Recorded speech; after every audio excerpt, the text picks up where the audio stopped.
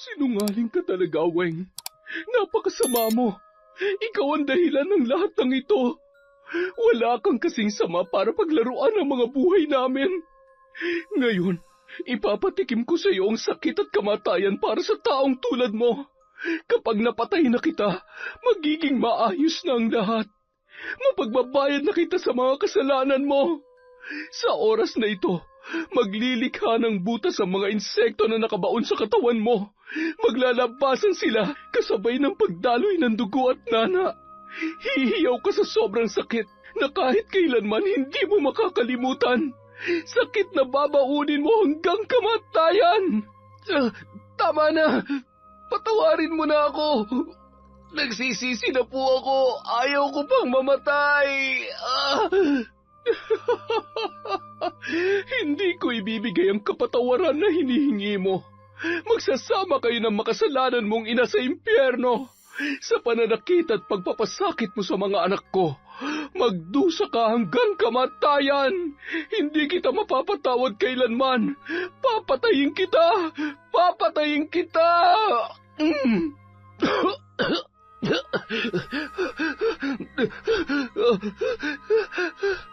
Taon 2013, Bicol. Bandang 11:00 ng gabi, patuloy pa rin sa pag-iikot, bit-bit ang tig-isang styrofoam, ang kambal na sina Bart at Baby.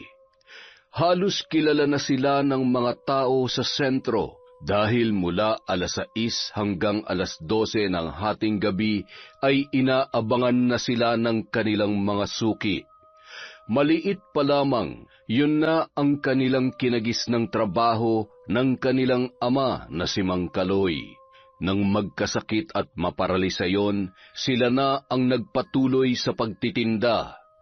Nasa 2 taon pa lamang noon sa sekundarya ang kambal nang mabaldado ang kanilang ama.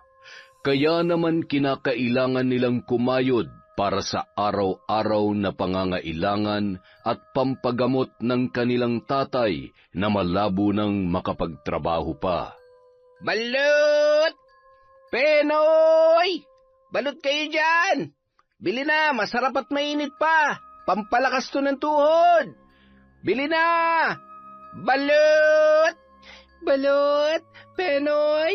Bili na kayo, mga suke! Masarap ang sukang sausawan! Manamis-namis at maanghang! Uy, suke, bili na! Mainit-init pa to! Ilan ba sa'yo? 5, syempre! Ayos, mainit-init pa nga. Uy, hindi lang mainit-init, sobrang init pa. Pahingi nga ng suka, baby. Yan, damihan mo't mahirap mabitin. Oh, ayan na po, boss. Okay na ba yan? Ayos, amoy pa lang sumisipa na sa asim. Panalo talagang suka nyo, kaya bentang-bentang balot nyo eh. Oh, etong bayad. Keep the change na, baby. Bart, ingat kayo, ha? Salamat po, boss. Bukas ulit. Kuya Bart, Ate Baby, pabili raw po ng 3 penoy at 3 balot. Dahan-dahan, baka madapa ka. O, ayan. Salamat kulit, ha. Ang cute-cute mo talaga. Oh, wag kang tumakbo. Baka mabasag yung... Oops, muntik na. Iho, pabili rin ako ng itlog mo. Ano nga ang tawag dyan? Yung may sisiw. Ay, hala siya. Ibigay mo na yung sisiw mo, kuya. Yung balot mo pala. Lola, gusto niyo po ba ng sausawan? Ha? Ay, hindi na. May asim pa ang lola mo, pero sa maasim na pagkain, lalo na sa suka ay mahina ako. Siya, asin na lamang. Wala bang pasobra, Pogi? Pasobrang asin po? Kung asin ang ipapasobra mo, wag na lamang. Baka magkasakit pa ako sa bato niyan. Teka, ayos, ang laki niya na. Alin ho, Lola? Yung itlog ni Pogi. Yung balot pala. Biro lamang, mga apo. Sige na, mag-iingat kayo sa daan. Ikumusta nyo na lamang ako sa tatay ninyo, ha? Sige po, Lola. Salamat po. Nagpatuloy sa paglalakad ang dalawa hanggang sa maubos na ang kanilang tinitinda. Kung minsan tumatambay sila sa may plaza kung saan maraming tao sa gabi. Kapag sinwerte, tulad ng gabing yon, 10:30 pa lamang ay simot na ang balot at penoy na kanilang paninda. Habang naglalakad sila pauwi, napatigil sila sa tapat ng malaking bahay at isang bagong gawang bodega. May mataas na bakod yon na pininturahan ng kulay pula. Alam mo, ang swerte talaga ni Jude, no? Ang yaman na talaga nila. Sa kanila pala yan? Siyempre, yung tatay niya pulis, tapos yung nanay niya negosyante. Asukal, bigas at harina daw ang laman ng bodega na yan. Baka sila nagsusupply sa mga nagtitinda sa palengke. Ay, ang ganda-ganda rin ng bahay nila, no? Maganda kung sa maganda. Siguro, nakakahilo sa loob niyan. Ang laki-laki. 3 palapag ba naman eh. Mas malaki pa nga yata yan sa simbahan eh. Kailan kaya tayo magkakaroon ng ganyan kalaking bahay? Ay, wag na muna nating isipin yan. Wala na mas importante pa sa ngayon kundi ang makabili tayo ng gamot ni tatay. May pagkain tayo araw-araw. Tapos, may pambili tayo ng itlog ng itik para tuloy ang hanap buhay. Hindi naman natin kailangan ng malaking bahay eh. Kahit yari sa kahoy at pawid ang bahay natin, basta masaya tayo, ayos na yun. Hindi naman sa hindi ko gusto magkaroon ng maayos na bahay. Sino ba naman ang aayaw sa ganun? Ay, umuwi na nga lang tayo at inaantok na ako, baby. Ay. Ako rin. Ang sakit na ng paa at balikat ko kakalakad at kakabitbit ng mga to kanina.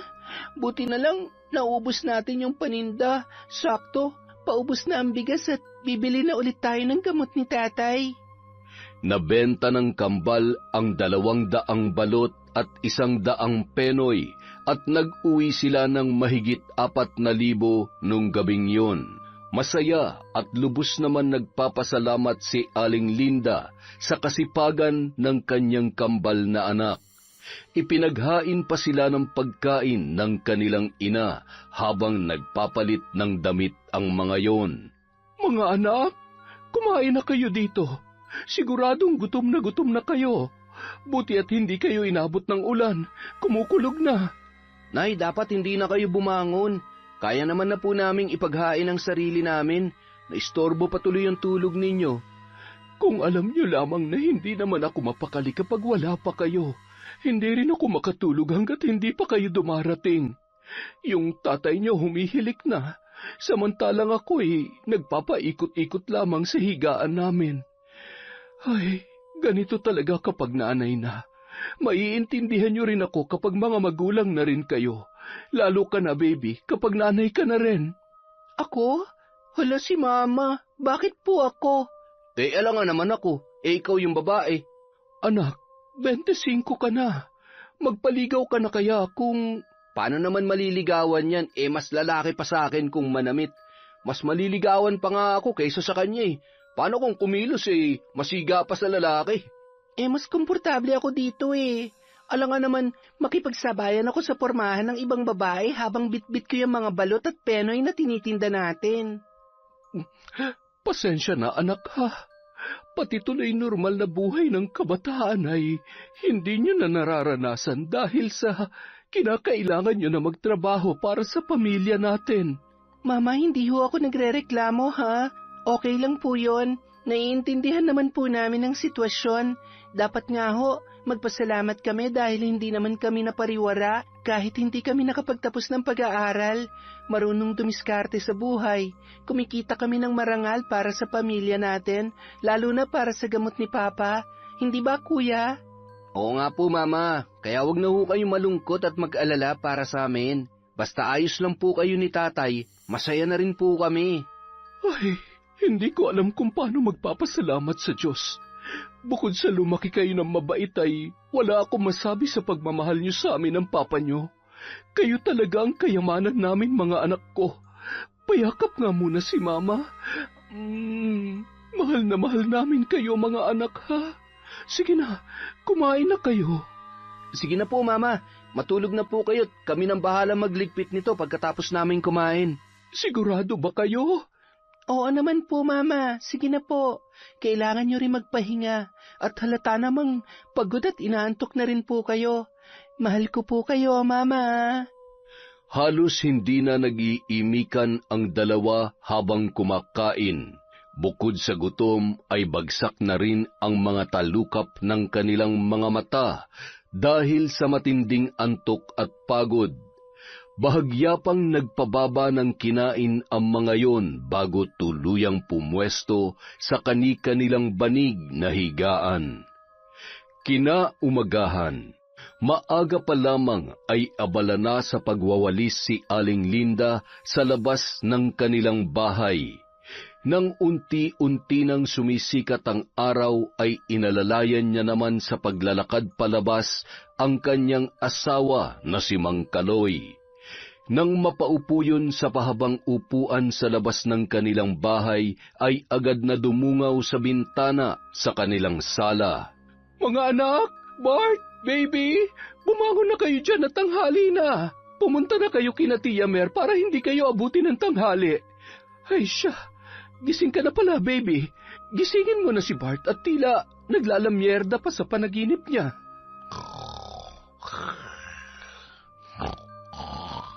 Hoy, Bart!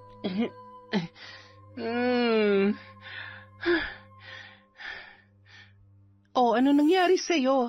Bakit parang takot na takot ka? Wala.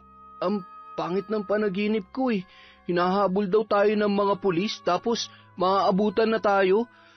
Ay, akala ko totoo na. Masyado kang praning dyan. Bumangon ka na tanghali na tayo. Hindi tayo habulin ng pulis. Wala naman tayong ginagawang kasalanan eh. Tara na, siguradong hinihintay na tayo ni Lolo Oroy at ni Lola Mer. Nagmamadali ng mag-asikaso ang kambal. Matapos iligpit ang kanilang higaan, inihanda na ni Bart ang kanilang mga dadalhin na tray ng itlog ng itik habang nagtitimpla naman ng kape si Baby para sa kanilang dalawa. Matapos magkape ay nagmamadali ng umalis ang dalawa. Mama, Papa, alis na po kami. Ay, mag-iingat kayo mga anak. Opo, Papa. Salamat po. Ingat din po kayo sa paglalakad-lakad. Baka po mahilo at matumba kayo, ha? Mama, alis na po kami. Tara na, Bart. Lakad-takbo nilang tinahak ang pilapil ng palayan papunta sa bahay na mag-asawang sina Lolo Oroy at Lola Mer. Malayo-layo pa sila ay pakinig na nila ang huni ng mga itik at ang pagtawag sa mga yon ng matandang lalaki. Abalang-abala ang mag-asawa sa pagpapatuka sa kanilang mga alaga ng mga tinadtad na gulay. Meron ding starter at grower feeds sa mga bagong alagang itik at layer feeds naman sa mga nangingitlog na. Napakarami ng mga yon at napakagandang pagmasdan kapag ipon-ipon at tila ba nag-aagawan sa kanilang pagkain. Pinapakawalan nila yon sa araw at bago sumapit ang gabi ay muling pinapapasok sa kulungan. Mayroong mga pugad na ginawa si Lolo Oroy, yari yun sa dayami at doon nangingitlog ang mga inahing itik.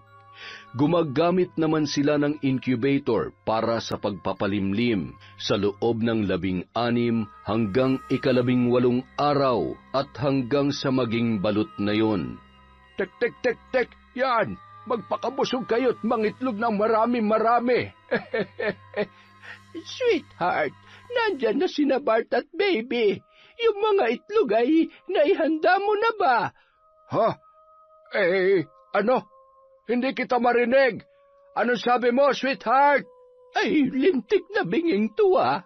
Iitlogan ko to eh. Lumapit ka nga muna rito para maintindihan mo ko. Patay. Mukhang nireregla na naman tong misis ko ah. Nakakunot na naman ang noo. Ano na naman kaya nagawa kong kasalanan? Hey, sandali lang! Lalapit na! Lalo! Ay, naku po, itlog mo! Nakakagulat ka naman, bata ka! Ayan, ginagawa mo kasing tubig ang kape. Puros ka nalang nerbyo sa katawan. Mano po, Lolo. Mano po, Lola. Mano rin po. Ito po yung bayad, Lola. Padami po ng padami ang mga itik, Mas maraming itik, mas maraming itlog, at siyempre, mas maraming pera. Kumusta na pala ang tatay ninyo? Okay naman po siya. Ganun pa rin. Talaga pong hindi na siya makakalakad ng maayos katulad ng dati. Namimiss ko nga rin kakwentuhan si Papa Hirap pa rin po kasi siya magsalita. Oo nga po, paisa-isa't nauutal pa rin po siya. Pero okay na po yun, basta wag lang siya mawawala sa amin. Kaya hanggat kaya namin kumayod para tuloy-tuloy ang pagpapagamot niya, gagawin po namin ni Baby. Napakasisipag naman talaga ng mga anak ni Linda. Pero hindi naman siguro kayo maghihirap ng ganyan kung nakinig lamang sa akin ang nanay ninyo. Ewan ko ba't, hindi man lamang niya inilaban ang nararapat sa inyo. At saka, kung nagtapos muna siya ng pag-aaral, di sana may mas magandang buhay kayo at hindi nyo kailangang isakripisyo ang mga pangarap nyo para sa mga magulang ninyo. Lalong-lalo na sa pagpapagamot ng tatay nyo. Ewan ko ba, kahit isa man lamang sana sa inyo magpatuloy sa pag-aaral. Sweetheart, ang aga-agay nagsesermon ka na naman. Wala naman dito yung sinesermonan mo. Ganyan talaga ang kapalaran. At saka, masaya naman ang mga bata sa ginagawa nila. Teka nga't, maiwan ko muna kayo. Kukuhanin ko lang muna yung mga itlog. Bart, akin na yan tray. Nagpatuloy sa pagsasalita si Lola Mer. Nakagawian niya na yon at sanay naman na sa ugali na matandang babae ang kambal na sina Bart at Baby. Siya nga pala. Mag-iingat kayo palagi. Nauuso na naman ang mga lokong adik sa sentro. Nung nakaraan may tinambangan na namang mga kabataan. Lagi pa naman kayong inaabot ng hating gabi sa pagtitinda, kaya magdoble ingat kayo mga apo, ha? Maraming salamat po, Lola. Huwag po kayo mag-alala. Kilala naman na po kami ng mga loko-loko sa sentro. Mga suki namin yung mga yun. At saka, kapag po ganyan, kesa patulan, pwede naman tumakbo na lang o iwasan na lang namin hanggat maaari. Tumakbo? Bakit tatakbo kung pwede mo namang labanan? Nako, subukan lang nila, makakatikim sila sa akin. Pagbababatuhin ko sila ng balot at pagsasasabuyan ko ng sukang may sili ang mata nila, hindi ko sila aatrasan. Wag naman, malulugi tayo at saka baka kung ano pang gawin nila sa atin. Wala sa sarili yung mga ganong tao. Basta, balitaan niyo ko kapag may kumanti sa inyo at ako nang bahala. Siya nga pala. Kumusta niyo na lang din ako sa mama niyo, ha? Sabihin niyo paminsan-minsan ay dumalaw naman siya dito. Nakalimutan niya na yata ako. Parang kailan lang mula nang mamatay ang nanay niya hindi siya mawalay sa akin. Nung nagkaasawa na wala na. Umikot na ang buhay niya sa pagpapamilya. Kaya kayo, bago kayo mag-asawa, siguraduhin ninyong... Ahoy! Tama na yung sermon, sweetheart! Aba, kunin nyo na ito mga apo at mabigat. Baka bumaba ang matris ko. Este ang itlog ko pala. Dumali na naman ang matandang ito. Siya, sige na mga apo. Sige po, Lola. Sa susunod na araw na lang po ulit tayo magkwentuhan, ha? Lolo Oroy, salamat po. Uuwi na po kami at marami pang aasikasuhin. Siya, sige. Mag-iingat kayo palagi. Hinay-hinay at baka mabasag ang mga itlog. Sayang yan. Tingnan mo mga batang yon. Tila walang kapaguran. Maswerte talagang mag-asawa sa kambal na yan. Kung pumayag lamang sila na pag-aralin natin, hindi sana sila habang buhay na magtitinda ng balot. Siya, ihanda na natin yung ibang mga order at kukunin na ang mga yan. Habang abala ang matandang mag-asawa, maingat naman naglalakad sa may pilapil ang kambal, bit-bit ang kanilang tig-5 tray ng balot. Nang makarating sila sa bahay ay bandang 9:00 na. Abala rin ang kanilang ina sa paghahanda ng mga itlog na pula. Yun ang madalas ding pinagkakaabalahan ni Aling Linda at idinedeliver naman ng kambal sa palengke at mga tindahan sa bayan. Kinagabihan, bandang 8:00 ng gabi, Habang naglalako ang kambal, muli silang napadaan sa bodega. Nakabukas yun at nakatayo sa labas si Jude, ang nanay nito at ang kanilang tauhan na si Ben. Malayo-layo pa ay kinakawayan na sila habang nakangisi ang mga yon. Anak, parang nakita ko na sila dati. Tama! Hindi ba sila yung kambal na kaklase mo nung elementary? Oo nga! Kayo nga yun! Mga anak pala to ng ambisyosang si Linda na ex-girlfriend ni Edwin. Kawawang mga bata. Hay, malas lang talaga ng nanay nyo dahil napasakin si Edwin at nararapat lang na hindi na siya nakabangon pa sa pagiging hampas lupa. Ano yung paninda nyo?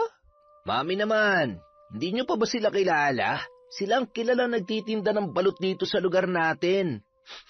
Amoy balot nga eh. Malansa. At saka yung suka. Ang asim. Bibili po ba kayo o mga aasar lang? Kasi sayang ang oras eh. Sayang po tong balot, baka lumamig lang. Ay, baby. Ang ganda-ganda mong babae. Ang sungit-sungit mo pa rin. Nagbibiro lang naman ako. Masyado ka namang seryoso eh. O siya, huwag ka na magalit. Bibili ako ng marami. Ben, bilangin mo kung ilang tao pa nasa loob ng bodega. Dalian mo para maubos na ang paninda ng mga kaibigan kong to. Ay, hindi ako kumakain ng ganyan, anak ha? Malansat, baka masira pang tiyan ko. Mahirap na. Ikaw ba? Sigurado ka bang kaya mo kumain ng... Ay, nakong bata ka, ikaw na ang may matibay na sikmura. Sige na, papasok na nga ako sa bahay at titingnan ko kung nakaluto na mga katulong natin. Napaka-arte. At saka napakamata pobre naman ang pamilyang to. Eh di kayo nang mayaman. Basta wag niyong ismulin ang balot namin. Ano, ilan bang bibilhin niyo para mabalot ko na? Sakto, mainit pa to. At syempre, walang kasing sarap ang suka namin. Boss, nandyan pa yung 5. Ayos, 5 plus... Sige, bigyan mo ako ng 14 piraso. Eto 500. Keep the change na. Sigurado ka, Jude? Masyado namang malaki to. Oo naman, barya lang sa akin yan. Basta gabi-gabi mo kaming dadaanan ha. Ang sipag nyo pa na magkapatid. Ayos ah. Ayaw nyo ba maghanap ng iba pang mapagkakakitaan? Lalo ka na, baby. Napapalaban yung braso mo sa bitbit mong... Ay, salamat na lang pero masaya naman kami sa pagbebenta ng balot. Malaki din naman ang kinikita namin dito. Tara na nga, Bart. Salamat, Jude. Sige, salamat din. Bukas ulit ha. Kapag sarado ang gate, pakipindot na lang tong doorbell. Lagi naman ako nandito eh. At saka, bukas may o-offer ako sa inyo na mas magaan na trabaho. Malaking bagay din para mabagong takbo ng buhay ninyo. Gusto nyo bang habang buhay na lang na tindero ng balot? Basta pag-isipan nyo, kahit anong oras pwede kayong lumapit sa akin. Sige na, para maubos nyo na yan. Balik kayo bukas, mga ganitong oras din ha. Maghihintay ako. Sige, salamat ulit. Baby, halika na. Ayusin mo nga yung mukha mo at parang hindi na naman maipinta. Nakakabwisit lang kasi. Hindi magandang kutob ko sa Jude na yon. Hindi mo ba natatandaan kung ano-anong kalokohan ang pinag-aagawa niya sa atin noon? Paano kung... Baby naman, mga bata pa tayo noon. At saka sa estado ng buhay nila, mukha namang nagbago na siya. Hindi naman sa minamaliit niya tayo. Baka may mas maayos nga siyang trabaho na maibibigay sa atin. Tapos, mas malaki ang... O sige, sabihin na natin na kahit bayaran ka pa niya ng 1,000 sa isang araw bilang utusan niya o kung ano man, mas malaki pa rin ang kinikita sa pagtitinda. Tsaka, manhid ka ba, Bart? Alam mo, iba yung nagbibirusa ng iinsulto. At lalong di lahat ng mayayaman may pusong tumulong sa mga tulad natin. Kaya huwag ka nagpapapaniwala sa mabangong salita ng mokong na yon. Bumili na lang siya ng marami o pakyawin niya na lang tong paninda natin. Baka matuwa pa ako sa kanya. Ay, pambira naman talaga oh. Oo na, ikaw na ang sigurista. Sigurista na kung sigurista. Basta wag lang utu-uto. Uy, anong ibig mong sabihin ha? Tinatawag mo ba akong utu-uto? Ay, hindi ba? Ewan ko sa'yo. Ay, balot! Balot kayo dyan! Penoy, balot! Balot kayo dyan! Bandang 11:00 na nang makauwi ang kambal. Nang maubos na ang kanilang paninda, agad silang bumili ng gamot ng kanilang ama at iniabot ni Bart ang lahat ng kita kay Baby. Natatanaw pa lamang nila ang bodega na madalas nilang dinadaanan bago umuwi pabalik sa bahay nila, nang bigla na lamang silang tinambangan ng dalawang lalaki na nakatakip ang muka. Ibigay niyo sa amin lahat ng kita niyo ngayon. Bilis! Ano ba? Bitawan mo nga ako! Aba, palabang ka ha? Gusto mo masaktan? Nakikita mo bang balisaw na to? Gusto mo bang itara ko to dyan sa leg mo? Baby, ibigay mo na. Hindi po kami lalaban. Huwag niyo lang po kami sasaktan. Baby, huwag ka nang pumalag. Maawa po kayo, huwag niyo kami sasaktan. Ibibigay naman po namin lahat ng kinita namin ngayon. Oh, ano to? Mga barya? Anak ng putya. Tigbe 20? Niloloko niyo ba kami ha? Nasaan yung pera niyo ha? Total mapilit kayo. Oh, ayan. Ha? Gamot? Anong gagawin ko dito? Yan na lahat ng kinita namin ngayon. Ibinili namin ng gamot para sa papa ko. Maawa naman kayo sa amin. Kanina napakatapang mo, ngayon iiyak-iyak ka? Hoy, ano yan? Mga kasamaan, may mga kawatan. Takbo na, bilis! Aray! Mga hayop! Ayos ka lang ba? Nasaktan ka ba, baby? Malamang hindi. Kita mo naman na ang lakas ng pagkakatulak sa akin ng lokong yon.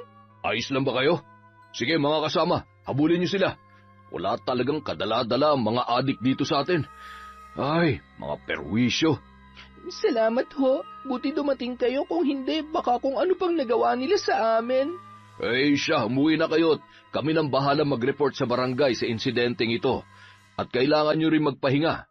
Hayaan nyo't mas lalo kami maghihigpit sa pagroronda para naman tumigil ng mga lukulukong walang magawang tama. Tumango lamang ang dalawa habang nakatingin naman si Bart, hawak ang gasgas na siko ng kanyang kambal. Sumunod naman na ang tanod sa direksyon kung saan pumunta ang kanyang mga kasamahan. Masakit ba? Pasensya ka na, hindi kita naprotektahan. Ay, huwag ka nang umiyak. Gasgas lang to. Malayo to sa bituka. Ang importante, hindi nila nakuha yung pera natin. Mukhang napilayan yata ang balakang ko. Dahan-dahan lang sa paglalakad. Makakarating din tayo sa bahay. Uy, siya nga pala. Paano hindi nila nakuha yung pera? 3,000 pa yun, di ba? Di nakatago sa bra ko. Malay ba naman nila na may pera ako dito?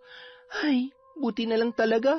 Kung hindi, masasayang yung kita natin ngayong gabi at yung mga lokong yun pa makikinabang. Ang galing mo talaga, baby. Buti na lang. Sigurado mag-aalala si nanay kapag nalaman niyang... Yan din ang iniisip ko, kaya mas mabuti pang wag na lang tayo magpahalata. Ako nang bahala magpalusot. Samantala, nung mga oras na yon, hindi mapakali si Aling Linda. Palakad-lakad sa kanilang kwarto at pasilip-silip pa sa may bintana. Ay, nasaan na kaya ang mga batang yon? Masama talagang kutob ko. Baka kung ano na nangyari sa kanila. Ay, Diyos ko, huwag naman sana. Huwag niyo pong pababayaan ang mga anak ko. Matulog ka na. Uuwi rin ang mga yon. Sige na, mauna ka na matulog at hindi pa ako dinadalaw ng antok. Hihintayin ko lang munang makarating ang mga anak natin. At hindi pa yun nakontento. Lumabas pa sa bahay at sa kanilang tarangkahan. Diyos ko, bakit ba ganito ang pakiramdam ko? Nervyos ba to o napapraning lang ako? Ingatan niyo po sila at huwag niyong pababayaan. Ay, nariyan na sila. Salamat naman sa Diyos. Akala ko kung ano na nangyari sa mga batang ito. Habang kinikiskis ang kanyang mga palad, natanawan naman ni Bart at Baby yon, kaya naman mas binilisan pa nila ang paglalakad. Nang makarating ay agad silang sinalubong ng mahigpit na yakap ni Aling Linda. Nay, kanina pa po ba kayo dito sa labas? Okay lang po ba kayo? Si tatay ho. Ayos lamang kami. Sobra lamang ako nag-alala sa inyo. Hindi ko maintindihan kung bakit masama ang kutob ko. Hindi ko malaman ng dahilan. May nangyari ba sa inyo? Wala po. Ayos lamang po kami. Oy siya, sige na. Pumasok na tayo. Bakit? May masakit ba? Yan na nga bang sinasabi ko eh. Nabangga ba kayo? Napaaway? Hindi po. Yung kasi may asong nakawala sa kulungan. Alam niyo yung Parang nauulol na aso, Mama. Tapos, sa takot namin, tumakbo kami ng tumakbo. Kaya, ayan, nadapa ang baby nyo. Buti na lang, nakahanap kami ng ng kahoy na pamalo, Mama. Grabe, takot na takot talaga ako. Alam niyo naman, takot ako sa aso, di ba? Hindi ko nga po alam kung bakit hinabol kami noon. Siguro, napagkamalan niyang buto-buto si Bart. Pasok na po tayo. Ano pong ulam? Grabe ka naman sa akin. Pero baka nga. Kayong dalawa, ha? Huwag niyo akong pinaglololoko. Ay, siya, sige, pasok na. Paghahainan ko na kayo ng pagkain at gagamutin ko ang sugat mo, baby. Bart, ikaw, ayos ka lang ba? Opo, gutom lang po talaga ako, Mama, pero okay lang po ako. Walang gasgas at walang galos, hindi tulad nung isa dyan. Gusto mo ba? Pwede kitang tadyakan. Ay, tama na nga yan. Kayo talaga. Samantala, habang natutulog si Edwin ay tinititigan yon ng kanyang asawang si Weng. Buti na lang talaga't pinanindigan mo ko. Dahil kung hindi, siguradong masaya pa rin kayo nagsasama ng babaeng yon. Ngayon, nakakaawa siya. Lalong-lalo na yung anak niyang kambal. Hindi man lang nakapag-aral. Ganun talaga ang buhay. Swerte-swerte lang at dahil malas siya at swerte ako. Higit sa lahat, di hamak na mas maganda ako sa kanya. Pambihira naman natutulog ng tao eh. Ay, matulog ka na nga. Maaga pang pasok ko bukas. Nang mga sumunod na gabi, lagi nang dinadaanan ng kambal ang bodega at naging regular na nilang customer ang mga tauhan doon. Hanggang sa nakapalagayang loob na nila ang mga yon. Maraming beses naman nilang tinanggihan ang inaalok na trabaho ni Jude sa kanila, lalo na't hindi naman naging malinaw kung anong klaseng trabaho ba talaga ang tinutukoy ng lalaki. Hanggang sa dumating sa punto na nangungutang na ang mga tauhan ni Jude at hindi naman nila matanggihan ang mga yon. Tanda mo ba kung ilan na ang utang nila? Oo naman, ako pa ba? Ay, mukhang iba ng pakiramdam ko sa pangungutang ng mga yon Bukas kapag hindi pa sila nag-abot ng bayad, wag na muna tayong magbibigay. Malaking halaga na rin yon. Oo nga eh, hindi bali. Bukas, daanan natin sila kapag pauwi na tayo. Alam mo, napansin ko lang, bakit kaya parang mga bangagang tauhan ni Jude? Ang pupula ng mata, singhot ng singhot at ewan ko ba, hindi ko maipaliwanag yung amoy. Habang nag-uusap ang magkapatid ay nilapitan naman sila ng 2 pulis na nakasibilyan na nagmamanman sa labas ng naturang bodega. Meron pa ba? Opo, marami pa, boss. Ilan po ba? Pwede bang mamili? Sige po. Pili lang po. Huwag niyo lang pong halukayin. Pare-parehas lang naman po ang laki niyan. Ganun ba? Baka naman may itinatago kayo sa ilalim ng paninda nyo na ayaw nyo ipakita. Kung ako sa inyo, habang hindi pa huli ang lahat, tumigil na kayo sa mga kalokohan nyo. Ano daw? Anong problema ng mga yon? Ewan ko dun. Parang may hinahanap eh. Para namang may tinatago tayo dito. Anong akala nila sa atin? Nagtitinda ng ipinagbabawal na... Teka, tara na nga. Baka dahil sa kapapasok natin sa bodega na yan, mapagbintangan pa tayo. Iba rin talagang pakiramdam ko sa mga tao dyan eh. Tsaka, dyan mismo sa bodega. Mukhang maliban sa bigas, asukal at harina, may iba pa silang tinatago dyan. Ay, basta, kapag nasingil na natin ang mga yon, huwag na tayong babalik dyan. At agad nang naglakad papalayo ang magkapatid. Samantala, ang 2 pulis habang nasa malayo ay patuloy pa rin silang tinitingnan. Ano sa palagay mo? Hindi natin malalaman kung hindi natin mapapasok ang bodega na yan. Sa tingin ko, yung 2 nagtitinda ng balot, bago sa kanila yon. Ay, mga tao nga naman. Akala siguro nila ikauunlad ng buhay nilang sideline nilang yan. Sinabi mo pa, masama ang kutob ko. Kabado yung babae kanina at nagalit pa nga nung hinalukay ko yung mga balot eh. Malamang, hinalukay mo ba naman na parang, ewan ko ba sa'yo, pasyado ka rin garapal eh. Parang yung pamilyang yan, napakayabang at naturing ang pulis ay siya pang pasimuno sa pagkakalat ng droga dito. Kapag nabuking natin ang hayop na yan, tanggal ang angas niyan at yaman-yamanan. Hindi naman sa pinepersonal natin siya. Ang totoong inaalala ko ay ang mga kabataan at mga inosenteng tao na nadadamay. Kapag nakatira ang mga yan kung ano-anong krimen ang naiisip, ultimo sarili nilang pamilya o kamag-anak kaya nilang saktan. Kaya samot-sari ang patayan at rape cases dahil sa mga adik na yan. Hanggat hindi nabubuwal ang ugat, hindi matatapos ang kalbaryo sa lugar na to. Kinabukasan, 5:00 na ng hapon, papaalis pa lamang ang magkapatid. Medyo masama kasi ang pakiramdam ni Baby, kaya hindi siya ganoon kabilis kumilos nung araw na yon. Sigurado ka bang kaya mo, anak? Matamlay ka at may sinat. Oo nga, Baby. Ako na lang muna magtitinda. Ay, kaya ko nga. Hindi pwedeng ikaw lang mag-isa. Hindi naman ako mapapanatag na habang nagpapahingat nakahilata dito ay nagpapakahirap ka sa pagtitinda. Baka mamaya habulin ka na naman ng mga aso. Ay, oo nga, yung mga aso. O siya, sige. Hindi na lang tayo gaanong magbabahay-bahay ngayon. Doon na lang tayo tatambay sa may plaza para hindi ka gaanong mapagod. O siya, sige na. Mag-iingat kayo. Bart, ang kapatid mo, ha? Huwag mo siyang pababayaan. Mama naman, mas alagayin pa nga yan kaysa sa akin eh. Hindi ko lang talaga alam kung bakit biglang sumama ang pakiramdam ko ngayong araw. Halika na nga, Bart. Papa, aalis na po kami. Pasimpleng ngumiti at tumango-tango lamang si Mang Kaloy sa kanyang mga anak. Bumalik pa si Baby para yakapin ang kanyang ama. Pagkaalis ay dahan-dahan lamang naglakad ang dalawa at si Bart lamang ang sumisigaw. Doon nga sila dumiretso sa plaza at tuwang-tuwa naman ang dalawa dahil sobrang daming bumibili nung gabing yon. Aba, mukhang makakauwi agad tayo 10 piraso na lang to. Kumusta ang pakiramdam mo? Eto, medyo nilalamig at saka masakit ang lalamunan ko. Oh, dito ka lang muna.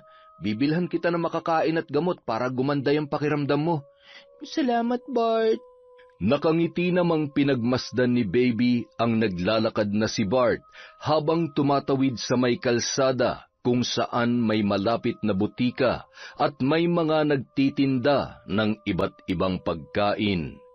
Parang piyesta lagi kapag gabi sa dami ng mga nakaparadang sasakyan at maraming mga palakad-lakad na tao. Pagkabalik noon ay may bitbit na yon na hamburger, tubig at ilang tableta ng gamot.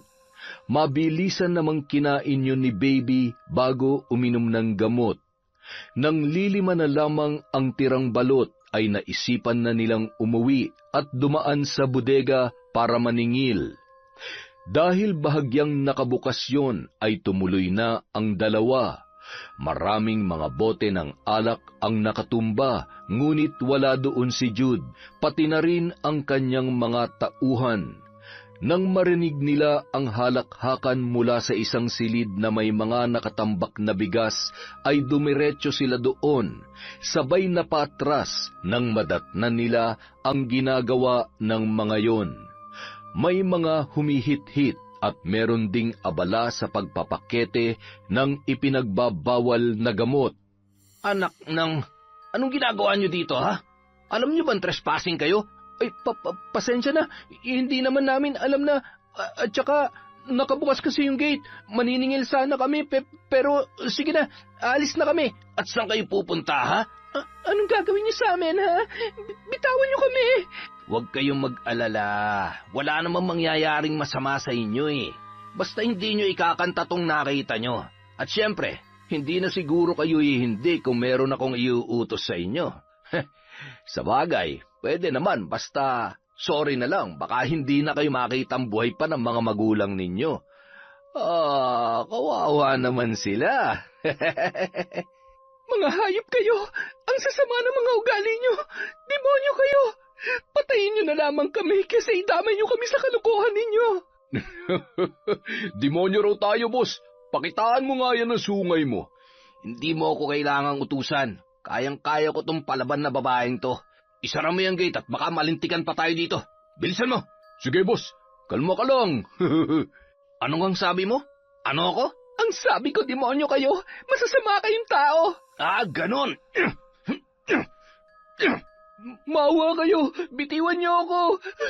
Baby, Jude, parang maawa mo na. Habang nagkakagulo, ay sunod-sunod na putok ng baril ang kanilang narinig. Pulis! May mga pulis! Buisit, itago niyo mga yan. Bilis! Diyos ko po. Baby, okay ka lang? Makakalis tayo dito. Anong makakaalis, ha? Damay-damay na to. Magsasama-sama tayo sa kulungan. Walang kikilos! Taas ang mga kamay! Ops! Huwag kang tatakbo kung hindi babariling kita. Ayon sa Republic Act 9165, inaaresto kita sa kasong paglabag sa batas laban sa ipinagbabawal na droga. May karapatan kang manahimik at kumuha ng abogado. Anumang sabihin ninyo, maaaring gamitin laban sa inyo sa korte. Wala po kaming kasalanan ng kapatid ko. Maawa po kayo. May sakit po ang kapatid ko. Manahimik ka. Hulihin lahat ng yan. Sa presinto na kayo magpaliwanag. 11:00 ng gabi nang makatanggap ng tawag si Aling Linda mula sa presinto. Ano? Hindi. Ay, sige po. Pupunta po ako dyan ngayon din. Saan ka pupunta? Pa, dito ka lamang. Kailangan ko lang pumunta sa presinto. Huwag ka mag-alala, ha? Ako na ang bahala. Mga anak, hintayin niyo ako. Papunta na dyan si nanay. Pagdating sa may kalsada, maswerteng may dumaan na tricycle at agad siyang nagpahatid sa presinto sa bayan. Tuluyang bumagsak ang luha ni Aling Linda nang wala ang kambal nang siya ay dumating doon. Nasaan ang mga anak ko? Nasaan sila? Kasalukuyan hong nakakulungan lahat ng suspect sa pagtutulak ng droga. Ano? Anong pagtutulak ng droga? Nagtitinda ng balot ang mga anak ko. Hindi nila magagawa yan. Gusto ko sila makausap. Parang awa nyo na. Hindi na menor de edad ang mga anak nyo. Kaya na nilang sarili nila. At saka, 11:00 na kaya bukas nyo na lang sila pwedeng bisitahin. Tandaan nyo ho, wala hong piyansa ang kaso ng mga anak nyo. Kaya sa oras na mapatunayan namin na gumagamit at nagtutulak sila ng droga, pasensyahan na lang po dahil kailangan nilang managot sa batas. Bingi ba kayo? Hindi nyo ba narinig ang sinabi ko? Marangal na tao mga anak ko. Hindi sila. Magandang gabi. Nasaan ang anak ko, ha? Bakit niyo siya ikinulong? Bakit hindi? Dahil asawa ka ng malupit na si Sarge? Paano ba yan? Pumalpak yung anak nyo.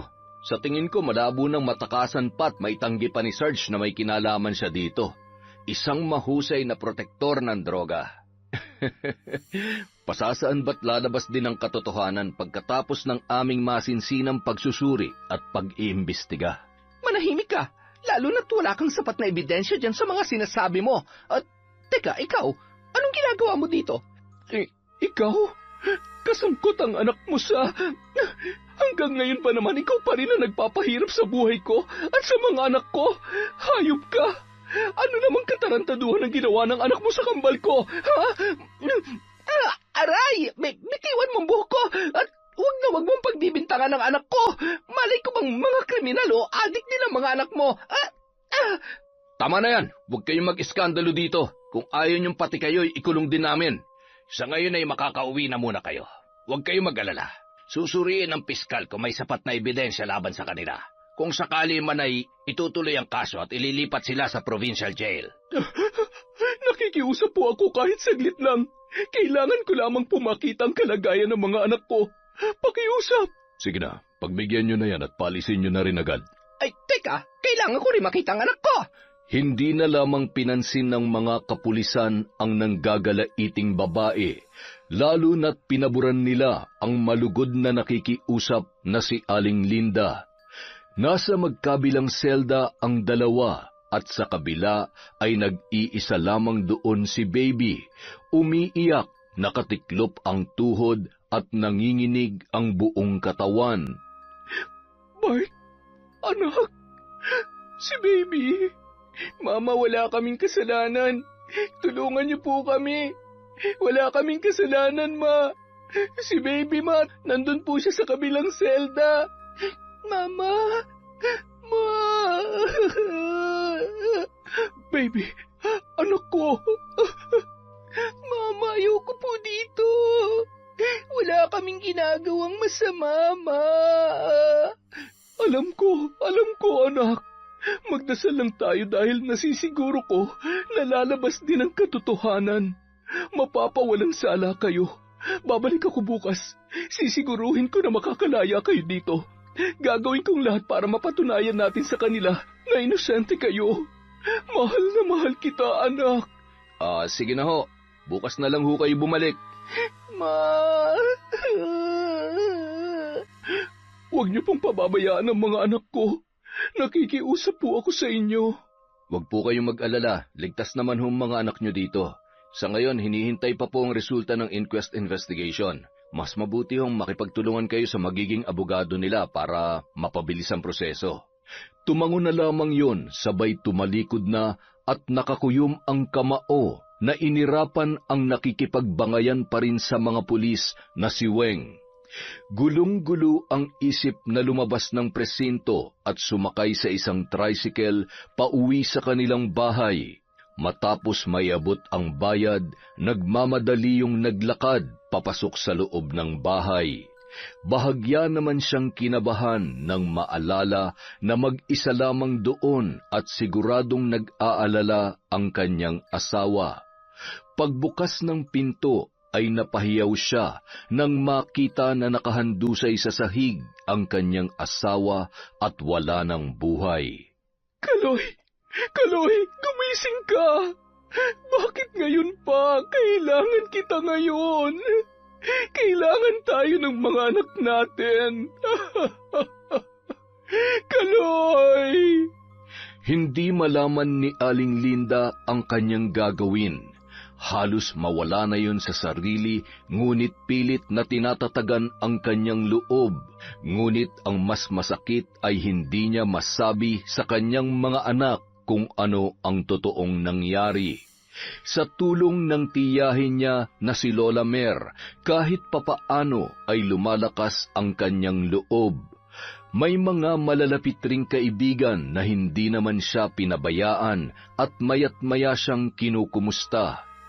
Makalipas ang 1 buwan, matapos mailibing ang kanyang asawa, lumabas na rin ang resulta ng investigasyon at ang isa sa mga suspect ay nagsalita na.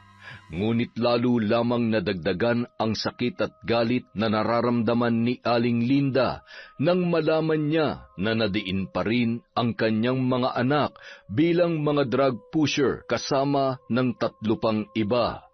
Ang ipinagtataka nila ay napawalang sala si Jude. Nailipat na sa Provincial City Jail ang kambal, kaya nahirapan si Aling Linda na dalawin ang kanyang mga anak. Madalas ay 1 beses lamang sa 1 linggo niya yon napupuntahan. Hindi na talaga patas ang batas. Paanong mga inosente ang nakakulong at ang dapat managot ay napawalang sala? Siguradong nagawa ng paraan ng hayop na nanay nun. O baka mismo si Edwin din ang may kagagawan. Bakit hindi mo subukang kausapin si Edwin? Tiya, mas gugustuhin ko pang mamalimos kesa lumapit at humingi ng tulong sa lalaking yon. Ipinangako ko sa aking sarili na mula ng talikuran niya ako noon dahil sa haliparot niyang asawa, hinding-hindi na ako magpapakita pa sa kanya. Ay, isa lamang ang paraan para makabawi tayo sa kagaspangan ng ugali ng babaeng yon. Naaalala mo pa ba yung aklat ng karunungan at gamit na inihabilin sa akin ng nanay mo? Yun ang susi para maparusahan ang mga taong katulad nila. Parang dinudurog ang puso ko kapag naiisip ko ang hirap na pinagdaraanan ng mga apo ko dahil sa kanilang kagagawan. Kaya ipaubaya mo sa akin ang pagkakataong ito. Ako na ang bahala. Alam mo naman na mahal kita, Linda. Hindi man ako nagluwal sa'yo, pero taus-puso ang aking pagmamahal. Samantala, masayang-masaya namang nag-uusap ang mag-inang sina Weng at Jude. Anong ginawa mo, Mami? Paanong inako lahat ng... Importante pa ba yon? Anak, wala nang imposible basta may pera. Kaya ngayon malaya ka na, mag-iingat ka. Wala namang masama sa negosyo na meron tayo, basta wag na wag ka magpapahuli. Isa pa, pangalan at posisyon ng tatay mo nakataya dito. Ay, siguradong malilintikan ka na naman sa daddy mo. Ay, lagi namang galit sa akin yun eh. Para sa kanya naman, wala na akong ginawang tama. Ay, sige na anak, pumasok ka na sa kwarto mo at nandyan na yata ang sasakyan niya. Agad namang ginawa ni Jude ang sinabi ng kanyang ina at maya-maya ay pumasok na rin si Edwin. Nasaan yung magaling mong anak? Dad, ano ka ba naman? Hindi titinoy ang anak mo hanggat hindi ka tumitigil sa pagiging konsentidor. Alam mo bang pinag-iinitan ako ng mga kasamaan ko dahil sa lintik na anak mong yan? Matagal kong pinagtrabahuan ng posisyon ko tapos sisirain lang niya? Ay, buwisit. Kapag naulit pa to, sisiguruhin ko sa'yo mabubulok na yan sa kulungan. Sobra ka naman. Kung makapagsalita ka, para namang... Ano? Parang hindi ko siya anak? Bakit? Anak ko nga ba siya? O bakit natahimik ka? Natatakot ka na marinig niya ang totoo?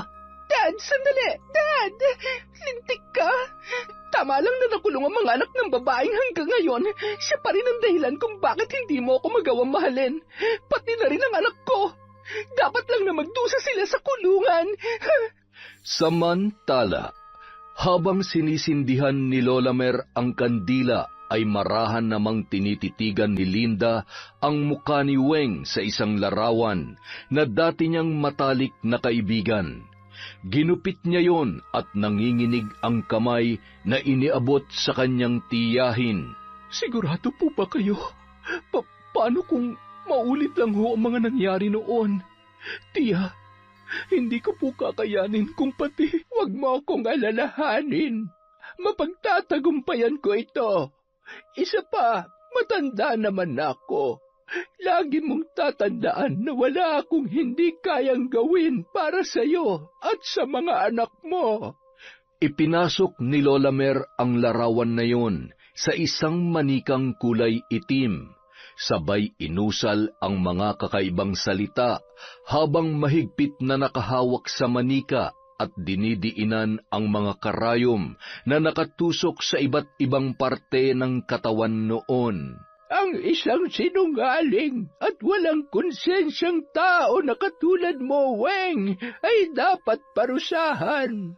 Parusang sakit na walang kagalingan. Pagbabayaran mo ang iyong mga kasamaan hanggang sa huling sandali ng iyong buhay. Hanggang sa unti-unti mong maalala ang sakit na idinulot mo sa aking pinakamamahal na pamangkin at mga apo. Ang karayom na ito ay simbolo ng dusa't kamatayan mo. Ang insekto na ibabaon ko sa bawat parte ng katawan mo ay mananahan at magpapakarami katulad ng patong-patong na kasalanan.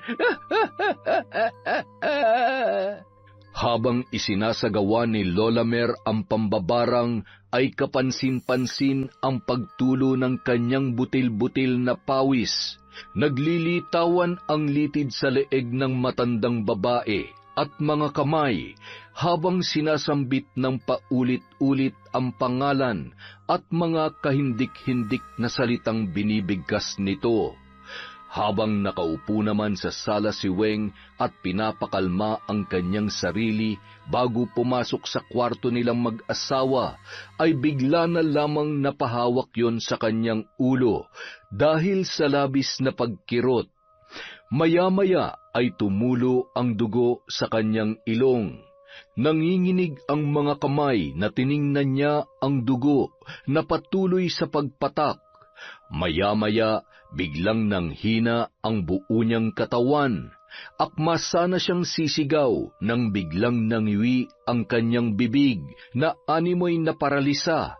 Sakto namang lumabas ng silid si Jude at naaktuhan ang nangyayari sa kanyang ina. Mami, ano nangyayari sa'yo? Mami! Dad! Tulong! Agad namang lumabas si Edwin nang marinig ang pagsigaw ni Jude. Maging siya ay nagulat sa itsura ng kanyang asawa. Binuhat niya yon at isinakay sa kanilang kotse at agad na isinugod sa ospital. Bago pa man makarating sa ospital ay umayos na ang pakiramdam ng babae. Mami, okay ka lang? Okay ka na? Ano ba nangyayari? Saan niyo ako dadalhin? Mami, kailangan ka naming dalhin sa ospital. Kailangan namin malaman kung anong sakit mo. Pwede ba? Wala akong sakit-sakit. Lagi ako nagpapacheck up kaya wala akong sakit. Huwag ka naman makulit. Mas mabuti ni nakakasiguro. Nang makarating sa ospital at matapos ang ilang pagsusuri, maayos naman ang lahat ng resulta kaya agad na silang umuwi. Nang makabalik sa bahay ay muli yung umupo sa sala at natawa pa. Sabi ko naman sa inyo, wala akong sakit. Hindi ako pwede magkasakit. Sino mag-asikaso sa inyo kung wala ako? Kung hindi matukoy ng doktor ang sakit mo, mas mabuti pang magpasama ka dyan sa anak mo. Magpatingin kayo sa albularyo. Baka pinapabarang ka na ng mga nakakaaway mo. Ay, bakit naman nila ako ipapabarang? Sila nga may utang sa akin. Pero sige, bukas na bukas din, pupunta ako dun sa kakilala kong magaling na albularyo. Kinabukasan, maagang umalis si Lola Mer sa bahay ni na Aling Linda. Doon na kasi siya nagpalipas ng gabi. Kaya naman naiwang mag-isa si Lolo Oroy sa kanilang bahay. Pagdating doon ay nagtataka siya dahil sarado pa ang bintana at pinto. Aba, napasarap yata ang tulog ng sweetheart ko Sweetheart, nandito na ako. Saan ka ba nanggaling? Saan ka pumunta at saan ka natulog, ha? Huwag mo sabihin na may kinikita kang iba. Paano mo naatim na? Tigilan mo nga ako dyan sa kadramahan mo. Hindi ako nakikipaglokohan sa'yo. Bumangon ka na at yung mga itik ay gutom na. Ay, aray. Bakit hindi ako makatayo? Sweetheart, hindi ko maitayo ang sadya namang hindi na tumatayo yan. Ay, ano sabi mo? Ang sakit ng likod ko at mga paa ko. Hindi ako makabangon. Ano bang ginawa mo't hindi ka makabangon? Siguro naligo ka na naman ng pagod na pagod kahapon. Yan ang sinasabi ko sa iyo Kapag wala ako at walang nagpapaalala sa iyo nakakalimutan mo kung anong dapat gawin. Ay, naku, matandan to talaga, oo. Noong araw na yon, hindi na nakabangon pa si Lolo Oroy. Pakiramdam niya ay durog ang mga buto niya sa buong katawan. Makalipas ang ilang linggo, matapos makahanap ng albularyo na pinaniniwala ang mahusay na manggagamot ng mga taong biktima ng barang at iba pang malubhang karamdaman. Binabarang ka. Isang nilalang na may malakas na kapangyarihan ang may gawa nito. Maaring pinagawa ito ng isang taong may malaking galit sa iyo. Galit na ugat ng isang katakot-takot na paghihiganti. May ideya ka ba kung sino may gawa sa iyo nito? Tumango-tango lamang ang babae, sabay tinitigan ang kanyang anak na nagtataka sa kung anong nangyayari sa kanyang ina, lalo na't nakita niya ang pamamaga ng katawan nung oras na yon. Ang sakit! Hindi ko na kaya. Mapapatay ko may gawa nito sa akin. Makikita niya, magbabayad siya. Tutulungan kitang maibsan ang sakit na nararamdaman mo sa abot ng aking makakaya. Pero ikaw makakagawa ng paraan para tigilan ka ng mambabarang. Magpakumbaba ka at humingi na lamang ng kapatawaran. Ako? Bakit ako hingi ng tawad kung kaya ko naman siyang harapin? Hinding-hindi ko siya atrasan. Hinding-hindi. Gamutin mo na ako, bilis. Magbabayad ako kahit magkano. Pagalingin niyo na po si Mami. Pakiusap. Iligtas niyo po siya sa mambabarang na yon. Kinabukasan. Linda! Linda! Lumabas ka dyan! Mukhang may sapusa yata ang babaeng ito. O sadyang masamang damo lamang. Akalain mong kahit iika-ika na'y talagang pumunta pa dito. Ano, Linda? Gusto mo bang tunasin ko na? Ay, wag po muna. Ako na pong bahala sa kanya. Lumabas ka dyan kung hindi pa uulanan ko ng balang bahay mo. Hayop ka? Mambabarang? Ano bang problema mo? At talagang may dala ka pang barel? Para saan yan? Para takutin ako? Kung oo, pues naubos ng takot ko dahil sa mga taong katulad mo. Gusto mo akong patayin? Sige, iputok mo. Patunayan mo na isa kang kriminal at buhay na demonyita dito sa lupa. Tutal, mukhang sanay na sanay ka naman na gumawa ng krimen. Sige, barilin mo ako. Patayin mo ako. Hindi mo kaya? Oh, bakit nanginig ang kamay mo? Alam mo, nakakaawa ka. Dahil umangat ka na sa buhay lahat-lahat, pero miserable ka pa rin. Sa sobrang pagkamiserable mo, idinamay mo pati mga anak ko. Umalis ka na. Alis! Huwag mong sagarin ang galit ko sa'yo. Kinasusuklaman kita, Weng. Kaya sa oras na maubos ang pasensya ko sa'yo, ako mismo ang papatay sa'yo, sa asawa mo at sa anak ninyo. Parang iniwan ng tapang ang buong katawan at nagtatakbo papaalis ang babae, habang pumapalakpak naman ang matandang mambabarang. Yan! Dapat ganyan. Kung sana ganyang kakatapang noon, na ipaglaban mo sana ang dapat na sa iyo. Ayos lamang, Tiya. Hindi naman po ako nagsisisi dahil minahal at tinanggap ako ni Kaloy ng buong buo. Nang tinalikuran ako ni Edwin para sa babaeng yon, akala ko'y hindi ko na kaya pa maging buo at magmahal ulit. Pero tinulungan niya akong bumangon at magpatuloy. Kaya natutunan ko siyang mahalin. Mahal na mahal ko si Kaloy, Tiya. Tahan na. Kaunting panahon na lamang. Nararamdaman ko na ayon din sa iyo ang pagkakataon. Magkakasama pa rin kayo ng mga anak mo. Nandito lamang ako palagi. Samantala, nang makauwi sa bahay si Weng, ay nadatnan niya sa sala si Edwin na nagtataka kung saan siya nanggaling. Saan ka ba nanggaling at bakit ganyan ang itsura mo? Lumalala na nga sakit mo, nagagawa mo pang gumala. Bakit ba kasi ayaw mo magpatingin sa doktor? Hindi ko kailangan ng doktor. Binarang ako ng hayop na Linda na yon. Siyang dahilan kung bakit nangyayari sa akin to. Si Linda? Paano mo naman nasabing siya? Dahil anak niya yung kambal na nakulong kasabay ng anak natin. Ano? Anak niya yung kambal na kasabay nung dinampot si Jude? Aba, malay ko ba naman kung kasamahan o kaibigan pala sila ni Jude? At saka, pwede ba? Ang concern ko dito, pinababarang ako ng babaeng yon. Hindi yung problema sa anak niya. Ano naman kung nasa kulungan pa rin ang mga anak niya? Alam mo, kahit kailan talaga, napakasama ng babaeng yon. Kaya hindi ko maintindihan kung paano mo nagustuhan at minahal yon. Edwin? Nasaan na yon? Ay, Edwin, saan ka pupunta? Tatakbo pa sana ang babae para habulin ang kanyang asawa nang bigla yung nalumpo at hindi na nagawa pang bumangon sa sobrang pananakit ng kanyang mga buto sa buong katawan. Agad na pinuntahan ni Edwin ang isa sa dati nilang kaibigan ni Linda na natitiyak niya na nakakaalam kung saan niya makikita ang babae. Mula kasi na maghiwalay sila ay hindi na nagkaroon pa ng pagkakataon na magkita ang dalawa dahil ibinuhos niya ang lahat ng kanyang panahon sa pagtatrabaho.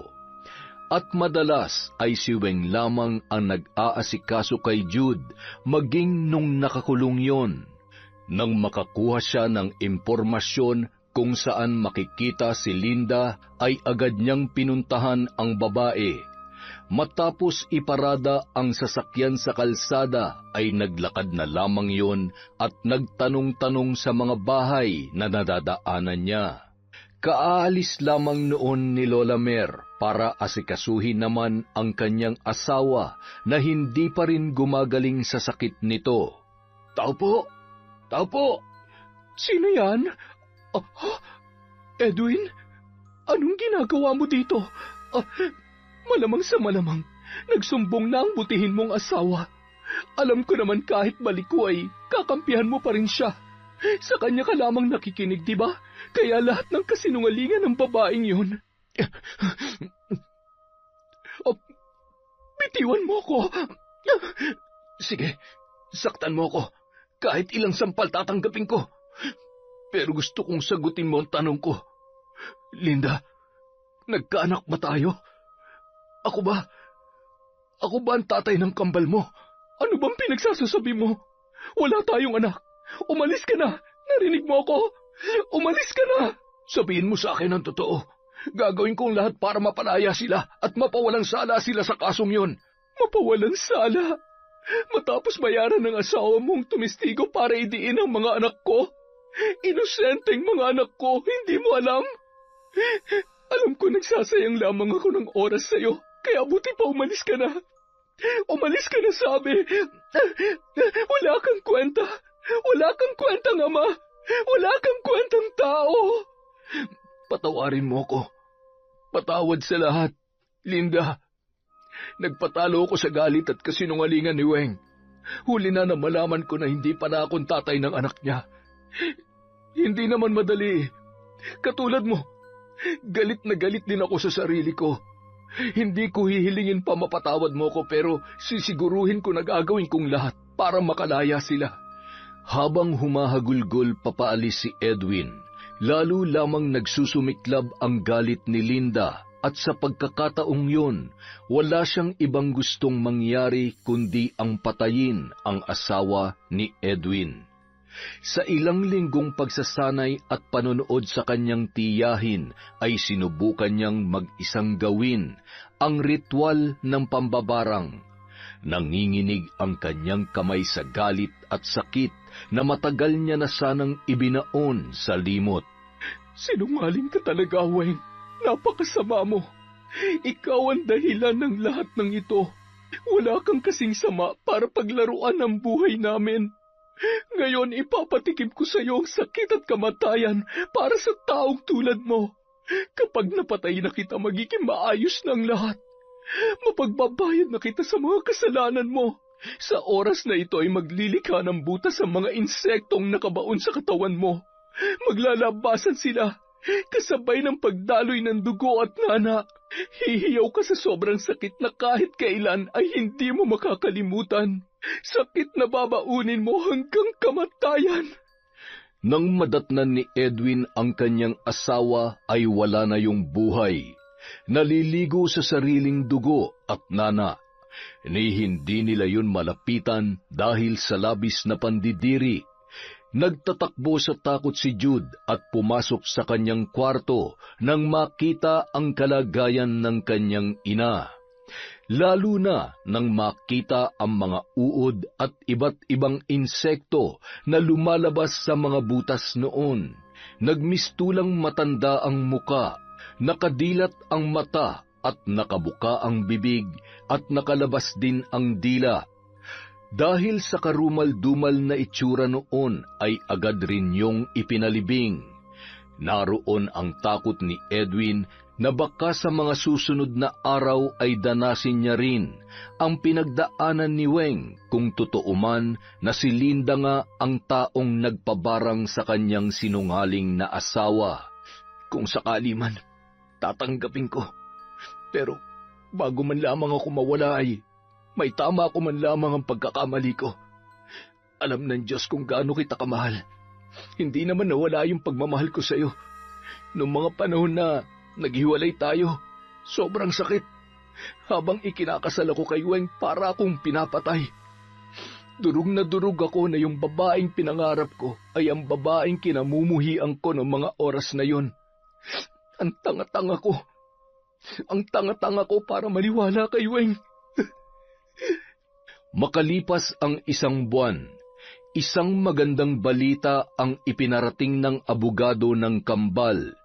Yun ay ang pagpapawalang sala at ang nalalapit na paglaya ng mga yon dahil sa pagsuko at pag-amin ni Jude sa mga pulis. Salamat at pinakinggan mo ako, anak. Tatanawin ko tong malaking utang na loob sa iyo. Hindi po, Dad. Kung meron man dapat magpasalamat, ako yon. Kahit alam ninyong hindi niyo ako anak, alam ko po na mahal niyo ko at kahit anong mangyari, hindi man ako ang tatay mo, anak pa rin kita. Sana gumaling pa po ako. Sana itigil na po na mambabarang ang pagpapahirap sa akin. Kahit wala po akong karapatang magreklamo dahil lahat ng to ay kasalanan ko naman talaga. Natatakot po ako. Ayaw ko pong matulad kay Mami. Samantala, Masaya namang nag-aabang si Aling Linda para sa pag-uwi sa bahay ng kanyang kambal. Yun kasi ang nakatakdang araw ng paglaya ng dalawa. Walang mapaglagyan ng tuwa nang matanaw niya ang kanyang mga anak na naglalakad. Mga anak ko! Mama, miss na po namin kayo. Ay, teka, ano po nangyari sa paa nyo? Hindi po kayo nakakalakad? Ano po ba nangyari? Huwag niyo kong alalahanin. Gagaling din ako, mga anak. Mama, si Papa po, nasa kwarto po ba? Sandali lang po, Mama. Pupuntahan lang po namin si Papa. Papa, nasan po si Papa, Mama? Patawarin niyo ako, mga anak. Bakit po kayo umiiyak? Ano po ba nangyayari? Wala na ang papakaloy ninyo. Patay na siya. Inatake siya sa puso nung gabing nakulong kayo. Hindi ko masabi sa inyo sa tuwing dadalaw ako dahil hindi ko alam kung paano ko sasabihin. Hindi po totoo yan. Buhay pa si Papa. Hindi siya pwede mamatay. Nandito na kami, oh. Magtatrabaho na ulit kami para may pambili siya ng gamot. Tama na, Bart. Wala na tayo magagawa pa. Hindi ko man maintindihan kung bakit nangyayari sa atin ang lahat ng ito. Kailangan pa rin natin magpasalamat sa Diyos. Mama, sorry kung naiwan ka mag-isa dito. Pangako, simula ngayon hindi na tayo magkakahiwalay. Hindi ka na namin iiwan. Hindi ko na rin hayaang pang mapahamak kayo, mga anak. Kinagabihan, maagang nakatulog ang magkapatid nang dumating si Lola Mer. Salamat naman sa Diyos at nandito na sila. Ano na ang plano mo ngayon? Tatapusin kong sinimulan ko. Kailangan kong mapatay ang anak nila. Siguradong kahit anong mangyari, gagawa pa rin yun ng paraan para masaktan ang mga anak ko. At hindi ko nahahayaan pa mangyari yun. Kailangan na nila magsama ng nanay niya sa impyerno. Linda, nandito na ang mga anak mo. Kung gusto mo ng payapang buhay at makasama pa sila, tama na. Itigil mo na ang lahat ng ito. Tingnan mo nga yung paa mo. Gusto mo bang lumala pa ang parusang balik ng mga ginagawa mo? Paano kung alam ko ang ginagawa ko, tiya? At tanggap ko po ang magiging kabayaran ng lahat ng ito. Isa pa, alam kong hindi na rin naman ako makakalakad, kaya siguradong magiging pabigat lang ako sa buhay nila. Marami na kaming ninakaw na oras ni Kaloy sa mga anak namin. Marami na silang sakripisyo na pinagdaanan dahil sa pagmamahal nila sa amin ng papa nila. Gusto kong maranasan man lamang nila ang buhay na nararapat para sa kanila. Pinapaalalahanan lamang kita. Pag-isipan mo ng mabuti. Alam mo kung anong magpapasaya sa mga anak mo. Kapag nawala ka pa sa buhay nila, magiging masaya ba sila? Piliin mo kung anong tama at nararapat. Patawarin mo ko kung alam ko lamang naaabot sa ganito ay hindi na sana kita hinikayat pa. Gusto kitang tulungan, alam mo yan. Kaya lamang ay hindi ako nagbabayad sa parusang balik ng pambabarang ko. Hindi ko naman kakayanin kung mamamatay ang tiyo mo.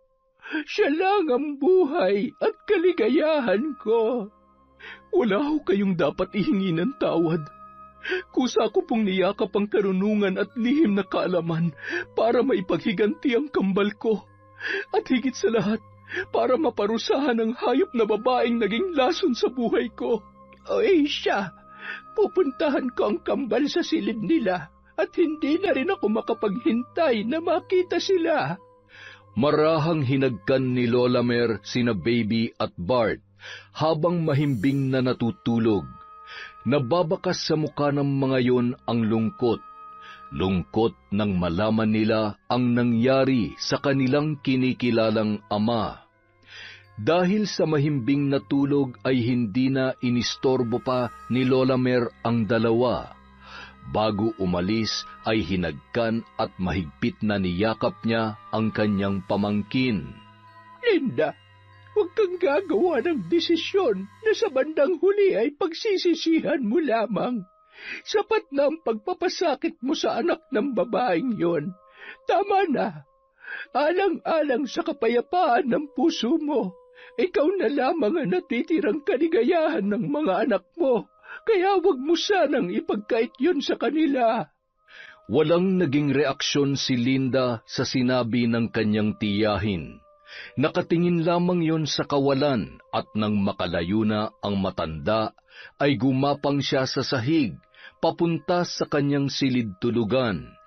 Doon ay isasagawa niya ang huling ritual at magiging katapusan ng kanyang paghihiganti. Matapos sindihan ng kandila ay dahan-dahan niyang ibinubulong sa hangin ang mga kataga na naghahangad ng kakaibang lakas at kapangyarihan na tapusin ang kanyang nasimulan. Hawak ang manika at kung saan nakatusok ang isang pangalan na nakasulat sa papel. Pinapatakan ng kandilang kulay pula at itim habang patuloy sa pag-usal ng mga kahindik-hindik na mga salita na ibinubulong niya sa hangin. Tila tuluyan ng sinakop ang buo niyang katawan ng itim na kapangyarihan, hanggang sa ang mga bulong na yon ay tuluyan ng lumakas ang pagkakabigkas.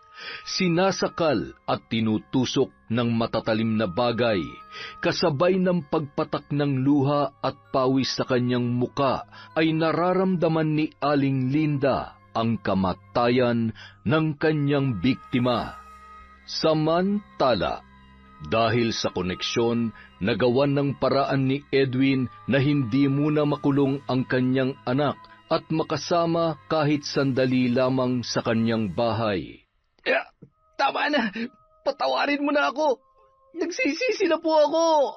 Ayaw ko pa mamatay. Hindi ko ibibigay ang kapatawaran na hinihingi mo. Magsasama kayo ng makasalanan mong ina sa impyerno.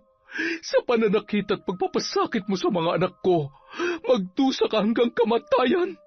Hindi kita mapapatawad kailanman. Papatayin kita! Papatayin kita!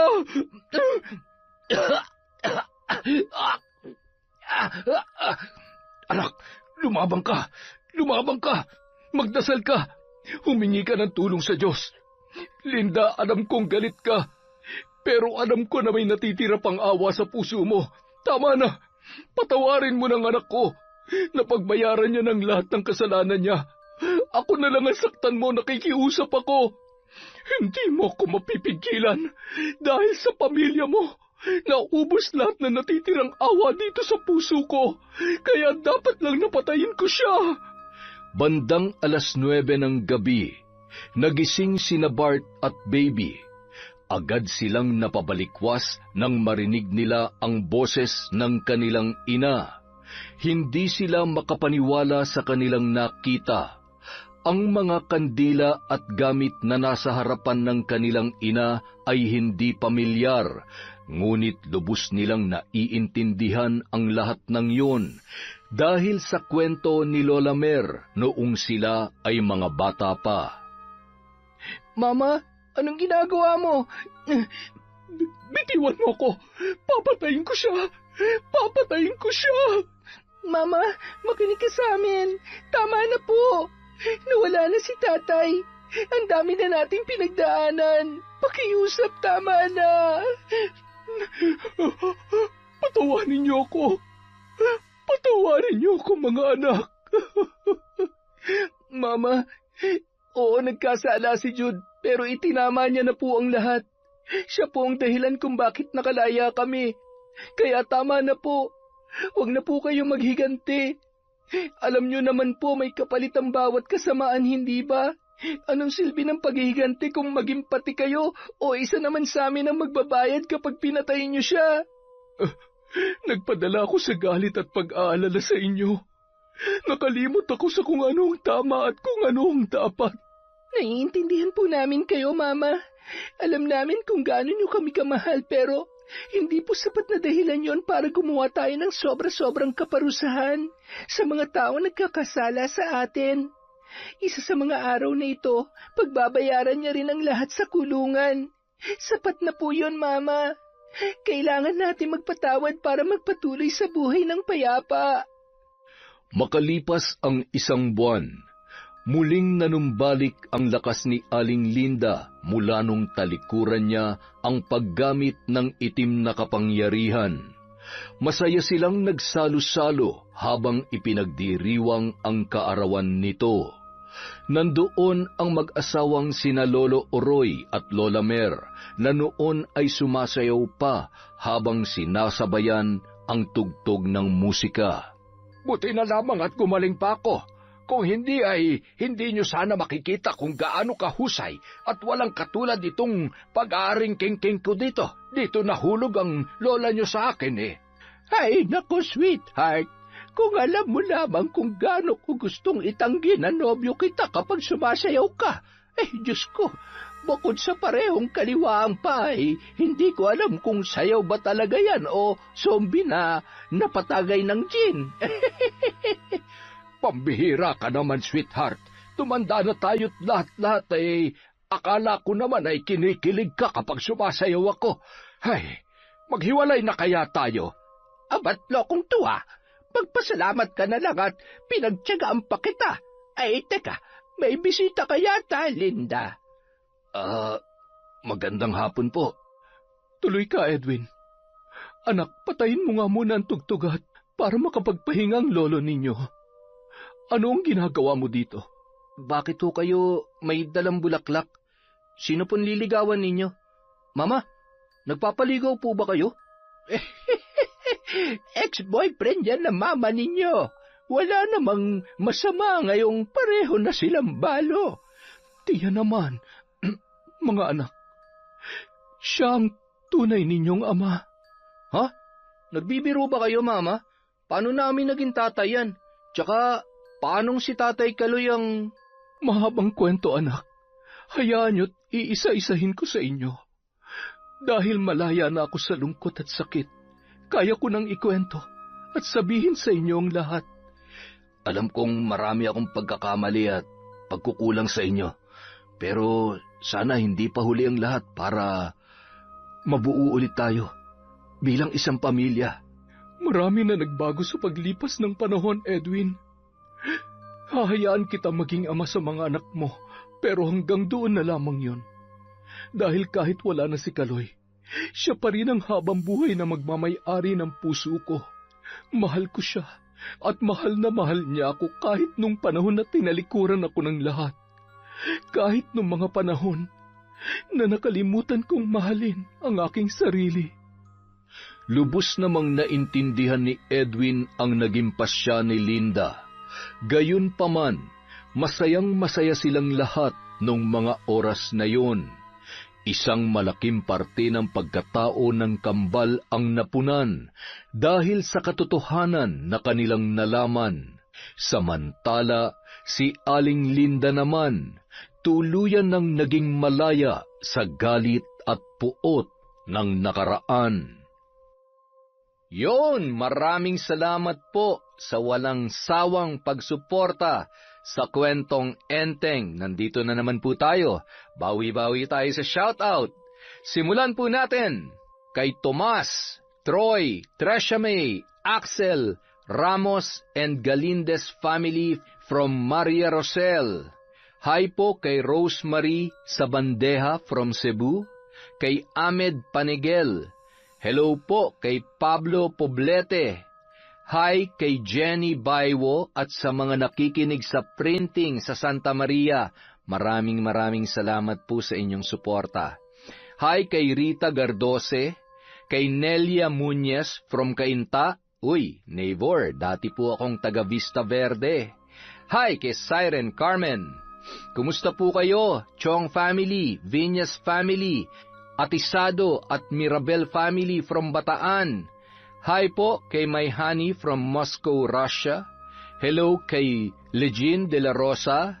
kay Elvira Ramos, kay Angel Rosette, sa Galedo family, Nanette Catalogo from Rai, kay Teresa Barde, hello po kay Marjeth Estrella, kay Maribel Santiago, hello kay Jovelyn Ruiz, hi kay Jenny Lazarito, kay Mary Jane Hirano, shout out po kay Vicky Abut, kay Chris Alcantara from Agoncillo, Batangas, hello po kay Filipina Palsario, kay Russell Galope, hi kay Jeline Shawan, kay Arvit Yong, Mama Nancy at Baby Zane ADL, kay Noemi Kiambao, hi din po kay Zalve Fajardo, Marilu Umbal, Cynthia Camacho at Merlin Villesa from Saudi.